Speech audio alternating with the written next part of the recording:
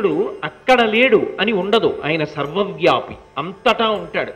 సర్వభూతాంతరాత్మ సర్వభూతాధివాస. ఆయన లేని ప్రదేశం ఏముంటుంది? ఇందుగలడందులేడిని సందేహము వలదు చక్రి సర్వోపగతుండెందెందు వెదకి చూచిన అందందే కలడు ధనవగ్రని వింటే. కాబట్టి తనకి ఇంత భక్తుడైనటువంటి భీష్మాచార్యుల వారి యొక్క గౌరవాన్ని నిలబెట్టడానికి మహాభారత యుద్ధంలో 3వ రోజు ఈ సంఘటన జరిగింది, 9వ రోజు కూడా ఇదే సంఘటన జరిగింది. ఇలాగే అర్జునుడు వెంటపడ్డాడు, అలాగే కృష్ణ పరమాత్మని వెనక నుంచి పట్టుకున్నాడు, అలాగే బ్రతిమాలాడు, అలాగే కృష్ణుడు మళ్ళీ రథం ఎక్కాడు. భీష్ముడు అలాగే 2 చేతులెత్తి నమస్కరించి ప్రార్థించాడు.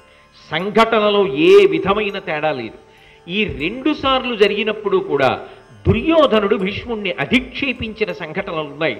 భీష్ముడి మనసు గాయపడేటట్టుగా, చాలా బాధపడేటట్టుగా దుర్యోధనుడు ఎప్పుడెప్పుడు మాట్లాడాడో అప్పుడప్పుడు కృష్ణుడి చక్రాన్ని పట్టుకున్నాడు. మీరు భారతాన్ని జాగ్రత్తగా పరిశీలిస్తే అంటే భీష్ముని పట్ల కృష్ణ పరమాత్మ ఎంత ఔదార్యాన్ని, ఎంత ప్రేమని, అంతటి మహానుభావుడు. ఆయన అవమానింపబడిన నాడు ఇక నేనెందుకు, వాడు నా కొరకు రక్షింపవలయువాడు అంటాడు భాగవతంలో. భగవంతుణ్ణి నమ్ముకుని బ్రతుకుతున్న వాడికి అవమానం జరిగితే పరమేశ్వరుడు ఊరుకుంటాడా? అందుకని ఆయన భీష్మ గౌరవాన్ని నిలబెట్టాలనుకున్నాడు. 2 మాటలు శపథాన్ని పక్కన పెట్టి సుదర్శన చక్రాన్ని పట్టుకున్నాడు. కురుక్షేత్ర సంగ్రామం మొత్తం మీద కృష్ణుడు 2 మాటలు సుదర్శన చక్రాన్ని పట్టుకున్నది భీష్మాచార్యుల వారి యొక్క గౌరవాన్ని నిలబెట్టడం కోసమే. అయినప్పుడు భీష్ముడి లాంటి ప్రజ్ఞాశాలి లోకంలో ఉంటాడా? అంతటి మహాయోధుడు లోకంలో ఉంటాడా? అంటే ఇప్పుడు దీన్ని బట్టి మీకేమర్థం అవుతోంది? భీష్ముడి గురించి ప్రస్తుతి చేసిన, భీష్ముడి గురించి విన్న, భీష్ముడి పట్ల భక్తిభావాన్ని పొందిన కృష్ణ పరమాత్మ యొక్క అనుగ్రహమునకు పాత్రుడవుతాడు. భీష్ముడిని చులకన చేయడం, భీష్ముడి గురించి సక్రమమైన ఆలోచన లేకపోవడం, గాంగేయుడి గురించి తక్కువ చేసి మాట్లాడడం కృష్ణ పరమాత్మ యొక్క ఆగ్రహానికి కారణమవుతుంది. అంటే ఇది భగవంతుని యొక్క తత్వమును ఆవిష్కరించిన సందర్భం.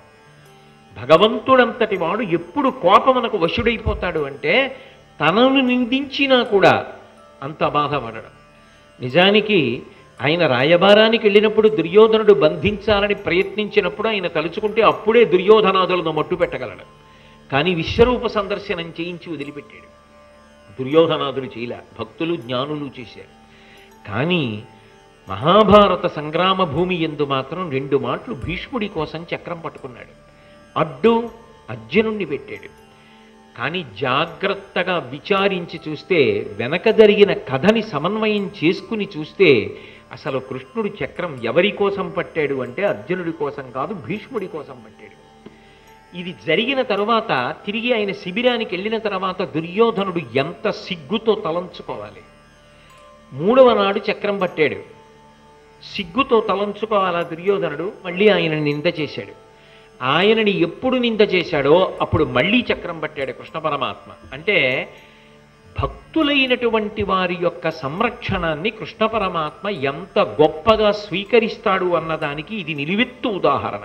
అంతేకాదు, భీష్ముడు అప్పటికి చూస్తే శత్రుపక్షంలో ఉన్నాడు. శత్రుపక్షంలో ఉన్నవాడు పడిపోతే నిజానికి కృష్ణుడు ఆనందించాలి. కానీ పరమధర్మాత్ముడైనటువంటి భీష్ముని యొక్క కీర్తి నిలబడాలని కోరుకున్నాడు తప్ప ఆయన నశించిపోవాలని మాత్రం కృష్ణుడు కోరుకోలేదు. అంటే భీష్ముడు ఎంతటి ధర్మాత్ముడో అర్థమవుతుంది. కాబట్టి అంత గొప్ప యుద్ధం జరిగింది. అది జరిగిన తరువాత 4వ నాడు యుద్ధం జరుగుతున్నప్పుడు ఘటోత్కచుడు వీర విజృంభణం చేశాడు. సూర్యాస్తమయం అయిన తర్వాత ఇక ఇక్కడితో యుద్ధాన్ని ఆపు చేసేద్దాం, మళ్ళీ రేపు సూర్యోదయం అయిన తర్వాత యుద్ధం మొదలు పెడదామని భీష్మాచార్యుల వారు యుద్ధాన్ని పరిసమాప్తం చేశాడు. ఆ యుద్ధం జరుగుతున్నటువంటి సమయంలో పాండవుల వైపు ఎక్కువగా సైన్యం మిగులుతోంది, కౌరవుల వైపు సైన్యం ఎక్కువ పడిపోతోందనేటటువంటి బాధతోటి, ఆక్రోశంతో దుర్యోధనుడు ఒకనాడు భీష్మాచార్యుల వారి దగ్గరికి వచ్చి మళ్ళీ ఇలాగే ఆయన యొక్క పరాక్రమాన్ని తక్కువ చేసి మాట్లాడాడు. మీరు పక్షపాత బుద్ధి ఉన్నవారు, ఇంత పక్షపాతి బుద్ధి ఉన్నవారు కాబట్టే మీరు పాండవ పక్షాన్ని ఎంతసేపు కూడా దయతో చూస్తున్నారు తప్ప నిజంగా పడగొట్టవలసిన రీతిలో పడగొట్టట్లేదు అని ఒక మాట అన్నాడు. ఒకవేళ నీకు యుద్ధం మీద ఆసక్తి లేకపోతే, పాండవ పక్షానికి ఇబ్బంది కల్పించాలి అని లేకపోతే ఒక పని చెయ్యి, సర్వసేనాధిపత్యాన్ని వదిలిపెట్టేసి, వదిలిపెట్టి తప్పుకుంటే కర్ణుణ్ణి పిలిచి ఇప్పుడే ఇచ్చేస్తాను. కర్ణుణ్ణి పిలిచి ఇప్పుడే ఇచ్చేస్తే కర్ణుడు విజృంభిస్తాడు. విజృంభించి ఎవరిని మీరు పడగొట్టలేదో వాళ్ళందరినీ పడగొట్టి మీకు చూపిస్తాడు. అప్పుడు మీరు చూద్దురు కానీ కర్ణుడి పరాక్రమం ఏమిటో, మీ చేతకానితనం ఏమిటో, కర్ణుడి చేతనైన తనం ఏమిటో అప్పుడు మీకు తెలుస్తుంది. అనత్స భీష్ముడి వంటి మహావీరుడి దగ్గరికి వెళ్ళి, నిజంగా కర్ణుడంత శక్తివంతుడు భీష్ముడి కన్నా అంటే, పాపం మళ్ళీ ఆయన చెప్పాడు, నేను నీకు అనేక పర్యాయములు చెప్పాను, పాండవులు ధర్మాత్ములు, నేను శిఖండితో యుద్ధం చెయ్యను, అర్జునుడితో యుద్ధం చెయ్యలేను, పాండవులను తెగటార్చను, కొన్ని లక్షల మంది యోధుల్ని పడగొడతానని చెప్పాను. అలాగే ప్రతిరోజు ఈ వయసులో కూడా నీ కోసం ఇంత కష్టపడి యుద్ధం చేసి పడగొడుతున్నాను, ధర్మానికి కట్టుబడ్డాను. ఈ సందర్భం వచ్చింది కాబట్టి నీకు ఒక విశేషాన్ని చెప్తాను. ఒకప్పుడు మానస సరోవరానికి ఉత్తర తీరంలో బ్రహ్మగారు దేవతలతో గొప్ప సభ తీర్చి ఉన్నాడు. ఆధ్యక్షమునందు కూర్చునున్నాడు. సభ జరుగుతోంది. పైనుంచి ఒక విమానం వెళ్ళిపోతోంది. సభా గౌరవం గురించి మీకు అనేక పర్యాయాలు చెప్పాను కదా. అందులో ఆధ్యక్షమునందున్నవాడు, ఆధ్యక్షం అంటే సభాపతి, సభకి ఎవరు ప్రధానుడి వేదిక మీద ఉంటాడో ఆయనని సభాపతి అంటారు. సభాపతిభ్యశ్చ ఓ నమో నమో అని ఎదుర్వేదం. సభాపతి శివస్వరూపం, అది అంత మంగళప్రదమైనది అని.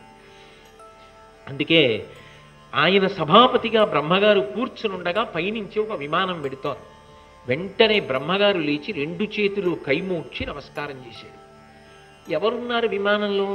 సభలో ఉన్నవారికి అర్థం కాలేదు. కానీ ఆయన మాత్రం లేచి నిలబడి నమస్కారం చేసి అందులో ఉన్నటువంటి వారిని ఉద్దేశించి ఒక మాట మాట్లాడాడు. నరసకుడా, నీ సకుడును నరలోకమునం జనించి నానాదైత్యేశ్వరుల బెస బీడులుడుపుము ధరణీభారంబువాయు తాత్పర్యమునన్.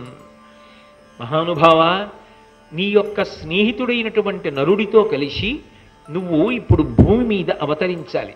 ఎందుకని అంటే, ఎందరో రాక్షసుల యొక్క అంశలతో ద్వాపర యుగంలో ఈ భూమి మీద జన్మించారు. వాళ్ళందరూ కురుక్షేత్ర యుద్ధ భూమికి చేరుతారు. నువ్వు నీ స్నేహితుడితో కలిసి అవతార స్వీకారం చేసి మీరిద్దరూ కృష్ణార్జునులై వచ్చి కురుక్షేత్ర సంగ్రామ భూమి యందు అధర్మం ఎటువైపు ఉందో అటువైపు ఉన్న వాళ్ళందరినీ మట్టు పెట్టండి అని ప్రార్థన చేశాడు. ఆయన అంగీకరించి అభయం ఇచ్చి వెళ్ళిపోయాడు. సభలో ఉన్న వాళ్ళని అడిగారు, మీరు ఎవరితో మాట్లాడారు, విమానంలో ఎవరున్నారు, ఎందుకు అలా అడిగారు అని అడిగారు. అడిగితే ఆయన అప్పుడు చెప్పాడు, ప్రతి యుగమునందు కూడా వాళ్ళు అవతారం తీసుకొని లోకమును కాపాడుతుంటారు. అధర్మం ఎక్కడుందో అక్కడ అధర్మాన్ని పీచమణుస్తారు, ధర్మాన్ని రక్షణ చేస్తారు. నారాయణుడు నరుడు అనబడేటటువంటి ఋషులు విమానంలో వెడుతున్నారు. నేను వాళ్ళకి నమస్కారం చేసి ప్రార్థన చేశాను. నారాయణ ఋషి శ్రీకృష్ణ పరమాత్మగా, నరుడు అర్జునుడిగా భూలోకంలో అవతరించాలి అని ప్రార్థించాను. వాళ్ళిద్దరూ కృష్ణార్జునులుగా రాబోతున్నారు. కురుక్షేత్ర సంగ్రామం జరుగుతుంది. అది జరిగినప్పుడు కృష్ణార్జునులకు వ్యతిరేక పక్షంలో అధర్మమునందున్న వాళ్ళందరూ కట్టకట్టుకు నిలబడతారు. అప్పుడు వాళ్ళందరినీ కూడా కృష్ణార్జునులు పడగొట్టేస్తారు. ధర్మము ఎటుందో అటే జయము, ధర్మం ఎటుందో అటు కృష్ణార్జునులు నరనారాయణులు కనుక ఉంటారు. కాబట్టి బ్రహ్మగారంతటి వాడటువంటి ప్రార్థన చేశాడు దుర్యోధన. నేను ఎంతటి పరాక్రమమున్నవాణ్ణైనా, ఎంతటి శౌర్యమున్నవాణ్ణైనా, దేవతలందరినీ గెలవగలిగిన వాణ్ణైనా, ఆ అవతార స్వీకారం చేసినటువంటి కృష్ణార్జునులు నీ పక్షంలో ఎవరిని మిగలనివ్వరు. నీకు సర్వసేనాధిపతిగా ఉన్న కారణం చేత నేను కూడా కోరుకున్నది యుద్ధభూమిలో పడిపోవాలి, వీరమరణం కావాలని కోరుకున్నాను. కాబట్టి నేను కూడా పడిపోవలసిందే, వీరులందరూ పడిపోవలసిందే, నువ్వు పడిపోవలసిందే తప్ప యుద్ధం చేసి గెలవడం సంభవం కాదు. ఇప్పటికైనా నా మాట విను. నీకు ఎన్నో పర్యాయాలు చెప్పాను, సంధి చేసుకో, అర్ధరాజ్యం పాండవులకిచ్చేయి, వాళ్లతో స్నేహభావంతో బంధుప్రీతితో పరమశాంతితో బ్రతకమని చెప్పాను, నువ్వు వినలేదు. ఇప్పటికైనా నా మాట విని వాళ్లతో సంధి చేసుకుని ప్రశాంతంగా బ్రతకమన్నాడు. ఒక్కనాటికి బ్రతకను. మీరు నాకు ఈ యుద్ధంలో పాండవ పక్షంలో గొప్ప నష్టాన్ని కల్పించి నాకు మేలు చేస్తారా చెయ్యరా అని నిగ్రహించాడు. ఆయన అన్నాడు, ఆ రోజు 8వ రోజు రాత్రి, రేపు 9వ నాటి యుద్ధం, రేపటి రోజున భీష్ముడంటే ఏమిటో చూద్దుగానివి. అంటే ఆయన ఇంక నిర్ణయానికి వచ్చేశాడు, ఇక చివరికి వచ్చేస్తోంది నా యుద్ధం, భీష్ముడి యుద్ధం జనం మరిచిపోకూడదు, అటువంటి యుద్ధం చేస్తానన్నాడు. అని 9వ నాడు భీష్మాచార్యుల వారు చేసినటువంటి యుద్ధం సూర్యోదయం లగాయితూ సూర్యాస్తమయం వరకు యుద్ధం అయిపోయిన తర్వాత పాండవ సైన్యంలో చాలా భాగం నశించిపోయి నెత్తుటి ఏర్ల మధ్యలో పడిపోయారు.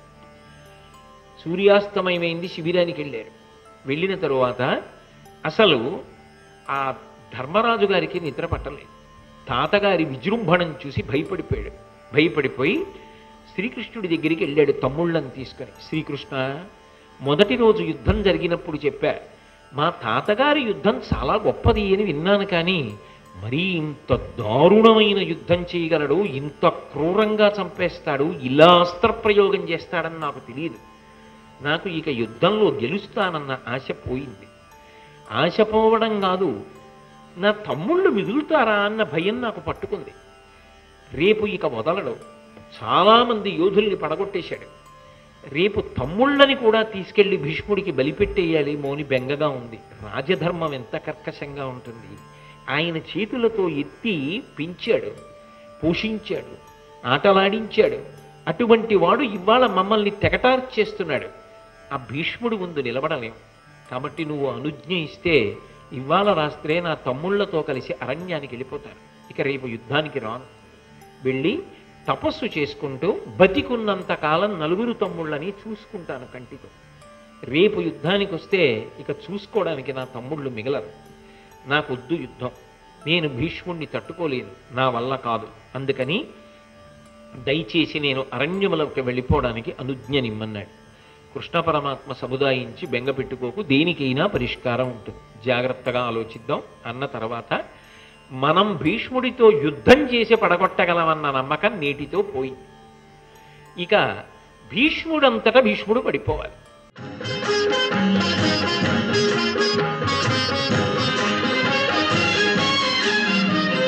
జయీ భవ విజయీ భవ, జయీ భవ విజయీ భవ. సర్వం శ్రీ ఉమామహేశ్వర పరబ్రహ్మార్పణమస్తు.